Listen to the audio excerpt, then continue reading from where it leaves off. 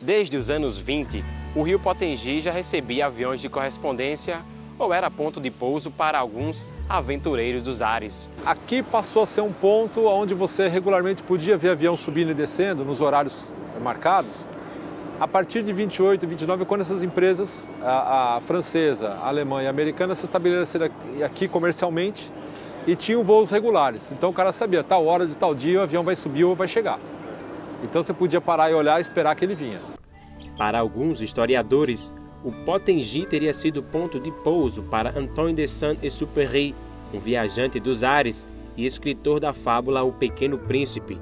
O aviador teria achado o pôr do sol do rio o mais belo do mundo. Na época de ouro da aviação, o Potengi era a escala de voo para algumas partes do mundo.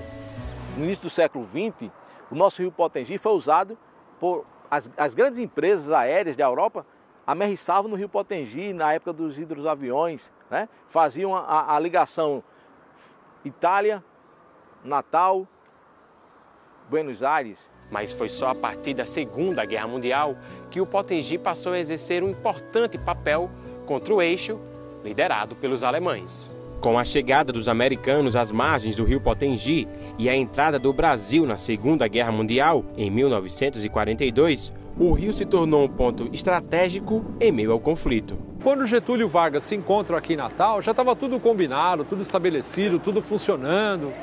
Foi assim uma jogada de marketing do Vargas. A vida na cidade do Natal naquela época iria sofrer mudanças.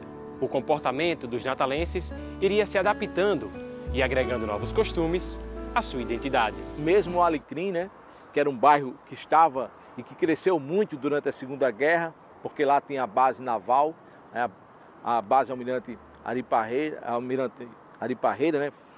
E então esses lugares fervilhavam de soldados e aí havia assim trocas, né, de cultura, troca de informações. O navio americano estava aqui na beira do rio. O Vargas ficou num navio americano, o Roosevelt ficou em outro navio americano e tinha os hidroaviões aí no rio. Estava bem congestionado o rio. Depois do conflito, ficaram apenas as memórias de um momento único na nossa história, onde as águas do Potengi contribuíram para o destino do mundo. Aqui no rio Potengi ainda durou um pouquinho mais, porque existia uma empresa brasileira, genuinamente de Natal, chamada Aerogeral, que ocupou a rampa depois da guerra. E eles tinham alguns hidroaviões.